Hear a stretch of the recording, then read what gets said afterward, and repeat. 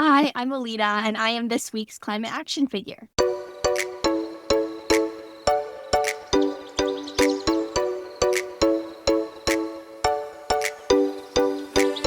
Well, hello and welcome to another hope-filled edition of Climate Action Figures.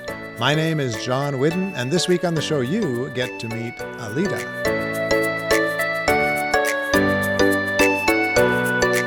But first, this week's QuickFix. And we are always interested to hear about anything you are doing to help our beautiful blue-green, amongst other colors, planet. So send your quick fixes in to us via Facebook, Instagram, YouTube, or climateactionfigures@gmail.com, and we will use it on a future show. Today's was sent in by Eleanor and Ken in Calgary, and this one is unique. They told us that they lived off their garden, not once, but twice. And Ken said, I think it was 10 or 11 days the first time, and then 14 days the second time. We allowed ourselves strict rations of very few non-garden items like salt, pepper, lentils for protein, and butter. The biggest thing we noticed was a lack of salt and sugar, except for the beets, and fat in our garden-only diet. I was definitely craving a fat, juicy burger within a week. Well, congratulations, Eleanor and Ken, for succeeding in your garden eating project, and thanks so much for that unique idea. Welcome, Alida. What do you think about that quick fix? I think that's super cool and super impressive. Even though I've never eaten straight from my garden, and it's not exactly the same thing as being vegan, I guess I have some connection to that since I've challenged myself to go vegan for about 5 days in the past, and my dad actually does it for a week every month. So I'm pretty familiar with the joys and also challenges of that. You know, there's so many environmental benefits to being vegan or vegetarian. As the lead of my school's green team, I've brought Meatless Mondays to my community. So that's super cool, and I guess connects to that quick thing. Oh, that's great. And I like your dad's idea of a week per month. That's a good way to try and get into it for people who are wanting to make the plunge. Thanks to Kimberly at GlobalWare for connecting us. And since we're not going to talk too much about GlobalWare today, could you tell us a bit about that organization? I was a podcast intern with Kimberly over the summer, and one of the organizations I made a podcast for under the International Volunteer Programs Association was GlobalWare. It's a nonprofit that creates volunteer programs internationally and encourages people to immerse themselves in a unique way, and also by giving back. Very cool. And so you're going to be very comfortable on our podcast here today. Yes, I love this. So I love talking. I'm a big talker. Great. But now, Alida, you're a grade 12 student in Palo Alto, California, who is involved in so many environmental things, I don't even know where to start. So let's go chronologically. In grade 8, you joined the Palo Alto Student Climate Coalition. So how did you get involved with that? I joined PASC, the Palo Alto Student Climate Coalition, when it was just starting.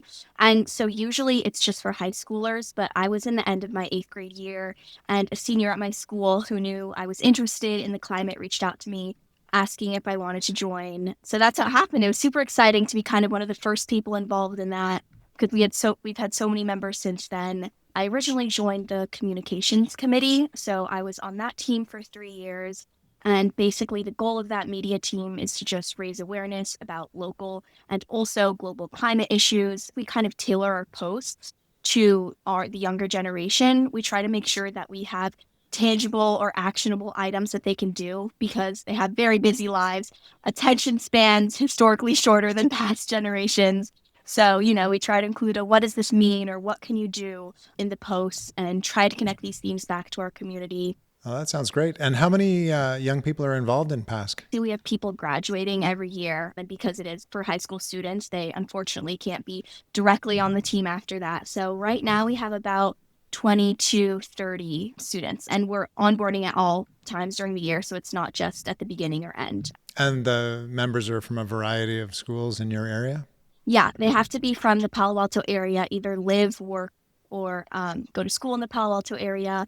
And I'm actually a co-director now. I do a bunch of work with onboarding. And even though I'm not technically on communications, I'm still doing posting, but I'm kind of more just overseeing everything while welcoming new members to the team. Great. Now, you are the green team lead at your school, and I'm guessing that some of the green team is going to be watching here today. So hello, green team. What kinds of projects does that group take on? Like I mentioned, we established Meatless Mondays at school. Just to do a little recap of the positive effects of that, it can reduce greenhouse gas emissions, lower your carbon footprint, and also lowers methane. And because I go to a pretty small school, but there are still around like 500 students, and for 500 people once a week to be eating no meat, it really does a lot for a planet. And we've been doing this for around 2 years now. So you can imagine the positive impact of that. We're doing a waste audit at school right now, working with this local waste organization. And our biggest kind of project of the year is our Earth Week celebration. And so we have a vegan potluck throughout the week, vegan lunch on Earth Day, clothing swap. We have informational posters around school. We've had a climate dance party. And then on Earth Day, we do a little protest during our school break. So we walk around our neighborhood with signs and fun chants. Way to go, Green Team. I'm curious, Alida, this core group of students is going to be very concerned about the environment. How is the rest of your school feeling? I know it's difficult to speak for others, but do you have a sense of how seriously the general student populace is taking climate change? Going to school in a city like Palo Alto, it is very hard kind of not to be concerned with issues like this because it's surrounding us, especially right now. California doesn't have a fire season because it's always fire season. Right. And because my school has very little people, we're able to advocate for for example, Green Team. We can talk about these issues a lot easier than if we were at a big school. So more people are involved and aware and therefore passionate about making a change. Well, that's great to hear. Now, you mentioned earlier before we started recording that your green team has talked about the negative aspects of AI. You know, we are in this era of let's just ask ChatGPT. Talk to us about your concerns that you and your peers have brought up about AI. I would say it's an issue that is very relevant to today's world, but I will say it does have a lot of gray area. And so before I start talking about the negatives, I do just want to preface by saying that, believe it or not, AI has done good for our world in the context of also the environment. For example, it's been trained to measure changes in icebergs 10,000 times faster than a human can. It can map the impact of deforestation in the climate crisis. And it's also, I believe, partnered with the UN. So climate scientists at Oxford University Physics had developed this like groundbreaking AI-based approach to weather forecasting, which I think we'll talk about later. I'm pretty passionate about early warning systems, and AI can definitely play a big role in that. AI's relationship with the climate can actually connect to this economic theory of cost benefit analysis. I'm super interested in business. And so this is one thing I thought of while doing some research on AI. And I actually discovered while AI offers a lot of environmental benefits, like I mentioned, it also comes, as I'm sure you're aware, with significant costs and trade-offs that negatively impact the environment. And we need to keep those in mind when thinking about the future of AI for our world. However, it is very hard to quantify that because you can't just really like take all the negative impacts of AI as a number and all the positive ones as a number and put them on a scale. So that is, an issue that we have to get through. Right. Well, just for fun, let's dig a little deeper there, since we're talking about Yeah. both the positives and the negatives of AI. What do you think are the maybe top positive or two that AI has to offer the environment? Just providing resources to communities that wouldn't have had access to them before. So, like I mentioned, the early warning systems. If they don't have access to something that they wouldn't have before related to technology, well, now they do with AI, and they could be warned faster through AI. But at the same time, on the negative scale, there is a bunch of energy consumption by using AI. Fun fact, not so fun fact, actually saying thank you or please or hi to ChatGPT, just that extra line, that extra word has so many negative impacts. The water usage, it's incredible. Like in a horrible way, it's incredible. And just using a Google search instead, to say what's the weather going to be today, asking Google, or even better, looking at your weather app instead of ChatGPT can seriously help. So keep that in mind. Right. I've heard that Google takes about 20 times less power, along with another statistic that really jarred me, and that is that an average ChatGPT email takes about a half a liter of water, much of which is recycled, mind you, but some of which is not. So that's a huge amount of water when you think about all the ChatGPT emails that are happening these days. It's because the data centers, they need large quantities of water for cooling systems through AI. And so that creates a significant water footprint. I suspect a particular concern in Southern California, too. Yeah, for sure. Right. Let's move on to another pet project of yours, which is writing legislation. How many high school students do you know who write legislation? Well, you're talking to one right here. What type of legislation have you been involved in, Alida? I'm part of this program right now called Youth and Policy, and it's just a 2-month program for students to collaborate and also propose solutions to either social, political, economic, or in my case, environmental issues. So for me, it was super exciting to connect my love for the environment to something that I wanted to learn more about, which is more of the policy side of it. And so I researched the effects that natural disasters have on different communities and found out that there's a lack of not only education, but also, like I mentioned before, early warning systems and also preparedness in especially rural and low income areas. And that's due to technological limitations, lack of funding, and language barriers.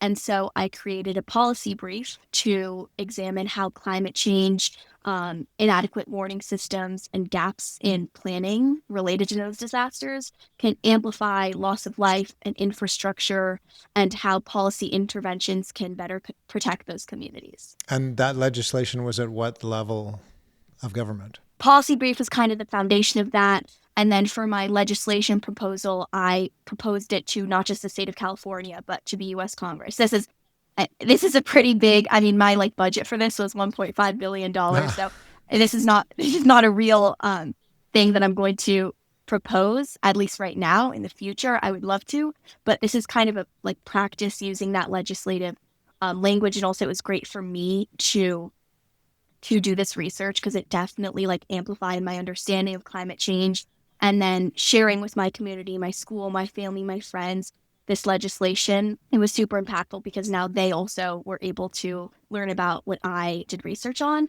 And so basically in my legislation proposal, my goal was to make sure that every community, especially like I said, the vulnerable ones, have reliable alerts, better infrastructure, and also the knowledge to respond safely when disasters strike. And so my idea was that the Department of Education, in collaboration with FEMA, the Federal Emergency and Management Agency, would create this National Preparedness Education Program, which would develop educational materials, partner with schools and nonprofits to deliver community-based training, and also ensure that materials are accessible in multiple languages and tailored to local risks, not just in English, assuming that everybody in the United States can speak English or that's their first language.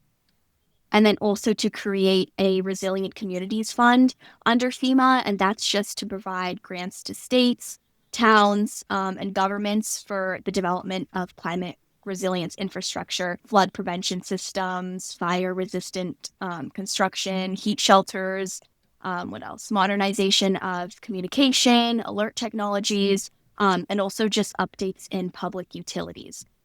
So that's why, I allocated 1.5 billion to this. I wasn't too sure how much to do kind of economically, but I just, went out on a limb. I don't know if that's too accurate, Well, but I will say why not aim because, high? yeah, exactly. And So, if I remember correctly, your governor is Gavin Newsom. I kind of get the feeling he would listen to you, so maybe you should actually try one of these out. yeah, I know. I totally will. Maybe once college application season is over, Yes. coming up. Yes. I'm not sure all the governors will agree with me, but I think Gavin Newsom will. Now, Alida, you're also part of the Stanford Deliberate Democracy Lab. Tell us a little bit about that. I'm a climate fellow for that lab, and it's a climate leaders fellowship, and it's a collaboration between the Stanford Deliberate Democracy Lab and the Rustic Pathways Foundation, which is a program connecting high school students worldwide to address climate change. And I just started this, So I'm still in the research phase of my project that I have to create, but my idea was basically this green needs map. Very cool. And tell us what we're looking at here. This map would basically function as an interactive platform that identifies local businesses' specific challenges, and it would connect them with nearby resources and funding opportunities and expertise. It would let local climate organizations or even students seeking volunteer hours back to the incentives. And it would connect those with the local businesses or shelters that need help. And it would be a good way for those people and also people willing to donate or give back to their community to get involved. For example, volunteers and donors could be connected with a local restaurant that wants to get into composting but doesn't have the education or maybe the means to. Then organizations would partner with the restaurants that compost and help them compost their food scraps and turn it into fertilizers for gardens. I'm really interested in business. So I know that this kind of collaboration uses core business principles, incentives, and then also partnerships and efficiency to then create a self-sustaining system of change because people are going to want to help those local businesses and the local businesses want to be helped. So it's kind of a win-win situation for everybody. Now, Alida, you've mentioned several times that you're very interested in business. So I have to ask you, can our planet continue to thrive while our economic system continues as it is? What do you think? I think yes. It definitely involves work from both parties, that one of them being the government. They need to provide more incentives for people to actually want to contribute to climate action. A pretty basic example is, sometimes you'll see parking spaces that are only for electric vehicles. And me with my Tesla, I can park there and I'm like, oh, great. I have a car that's not emitting, greenhouse gases and I get this parking spot. So that's a really like basic example of an incentive. So the government needs to give businesses motivation to actually want to be sustainable, want to help the environment.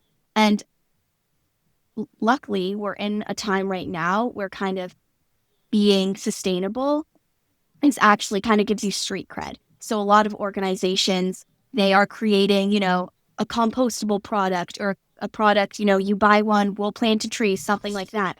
And that for consumers is really, it's attractive to them because it gives them a way to feel less guilty about their purchase, or it gives them a way to say, oh, by buying this, by interacting with this organization, I'm actually doing good for my planet. And it gives them, it makes them happy. That's just like, I'm not a psychologist, but I'm pretty sure that has to do with the human brain. And so that's a great example. So many governments, though, seem to be going in a direction, unfortunately, right now, yours included, where the environment just doesn't seem to be much of a focus. So, does that require a government that has a big environmental focus? Is that a necessity for the current economic system to continue to work? I would say it's not a necessity, but it would be a super great help having at least maybe not at the, presidential level, but at least city or state governments that are willing to put in the effort to be zero waste. Like a city like Palo Alto, I'm super proud to, I don't live in Palo Alto, but I go to school there. I live basically in the city. And so I'm super proud to be part of this community that has such a high focus on sustainability. And so that's also why student organizations like PASC, I'm also part of the Youth Climate Action Board with the city of Palo Alto. That's why organizations like that are so important because every connection that you make leads you to a higher level. And so I know that by being part of these like little community groups, I'm getting closer to the president. I'm getting closer to convincing the higher government that climate change, climate action should be a priority in their eyes, and that way they can kind of channel it to the businesses, especially the more powerful ones that have a wider audience. And actually, a big question of ethics today in business is the idea of greenwashing. And so, for example, a fun one I talked about in my macroeconomics class was the Barbie movie. After the Barbie movie came out, Mattel they created this like sustainable kind of compostable green Barbie, which is super cool because they're using these recyclable materials, but they haven't done that in the past. And you have that question, are they doing that because they actually care for the environment? Which I'm not saying Mattel doesn't. I think it's super great that they're doing that, but it raises that alarm of, is it actually something that they care about, or are they just doing it as a marketing strategy to get attention and to get people to buy their product? Which, like I said, it is good that today more and more people are starting to care about the environment. And so they will be willing to buy sustainable Barbies like that. So in that way, it's a win-win, but it's a pretty heavy question. To what extent is greenwashing good? Because you are still doing good for the environment, and doing some good is better than nothing, but it's not as genuine as, something that an organization or business that was founded on principles and values that are focused on the environment. Right. And we don't want companies pretending they're doing things when it's actually not accomplishing much at all. Alida, you Exactly. are doing so much for a high school student. It's amazing regarding the environment and many other things. How do you maintain balance in your life? I don't know. That's a very good question. I think it's easy for me because I'm the type of person I love to. I'm big on social justice, as you can tell, big on climate action, and so I love doing that. But at the same time, I love going out to dinner with my friends. I love hanging out with my family. I love playing tennis, and so it's easy for me because there are so many things that I love to do, and I know that I want to make time for all of those things. For me, it's pretty manageable because I try to, for example, like I said, I love hanging out with my friends. So when I go to climate rallies and I speak at climate rallies, I'll bring my friends with me, and they're supporting me, and I'm spending time with them, but I'm also doing what I love. You know what I mean? So it's hard, especially towards the end of high school with, I guess, college and everything. But I find the time, and I like being busy. It's just the type of person I Oh, am. good. So it's definitely manageable. And you mentioned college. The things certainly look bright for you, Alida. You mentioned getting close to the president. I think maybe someday you might just be the president. But any ideas where you want to go in the future? I love film. I love filmmaking, editing. Sometimes, I'll dabble in DJing. So being creative is something that's super important to me. So I want to, in the future, be able to connect my creativity and storytelling with social impact through social entrepreneurship. Well, all the best as you pursue that, and we'll look forward to seeing some of those films and creativity that you've put out there someday. Now, before we close out today, Alida, tell us what you've chosen for your climate action. My climate action is educating my community through storytelling and social media.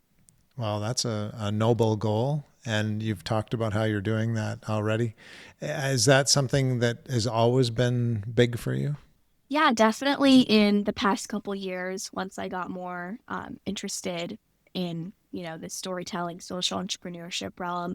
Before, I was more interested in film, but once I discovered the world of business and how much good I can actually do from it, it became a lot more attractive to me. So, it makes me happy to be able to do what I love while also supporting causes that I love.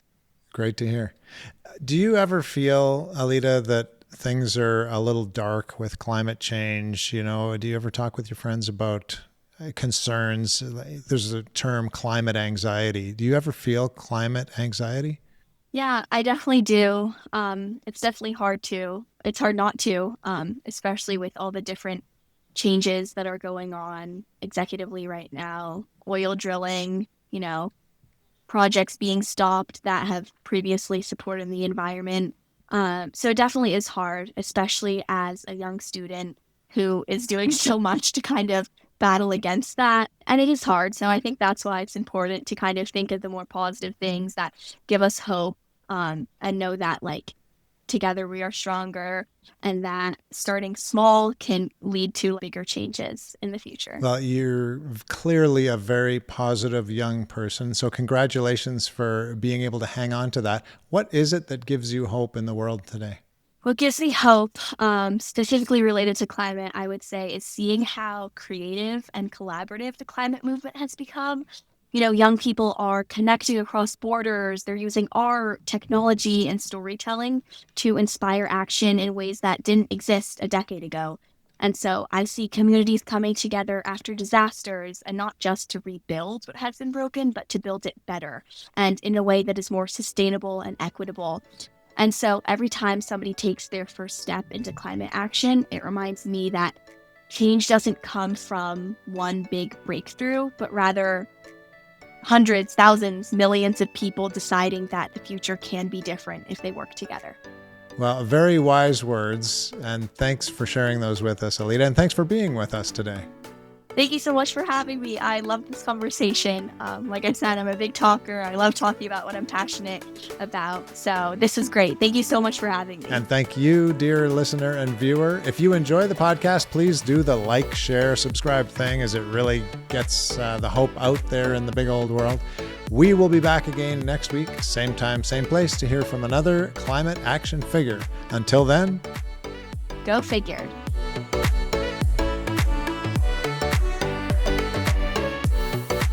This has been Climate Action Figures. Our show is produced and hosted by John Whidden. Our creative consultant is Kayla McIntosh.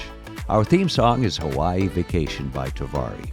You can find us on Instagram, Facebook, and YouTube at Climate Action Figures. That's all one word. And if you have any other questions or comments that arose from this or any episode, feel free to reach out to us at climateactionfigures@gmail.com. And thank you for listening. We'll be back next week with another Climate Action Figure.